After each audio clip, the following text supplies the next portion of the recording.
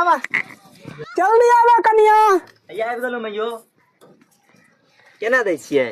ई छै 60 रुपया ई छै 70 रुपया कनिया लिअ ने जे अहाँके पसंद पड़ैया देखियौ ने मैयो कोन पसंद आ ई सब भैया लेबै तो 10 रुपया में छै अच्छा हां ई ले ने कनिया एकर क्या रुपया कहै छियै ओकर 70 रुपया छै कनिया एकर 30 गो रुपया देब अभी है गे जाने अभी है गे जाने अभी है गे समा खेल रात में हमारा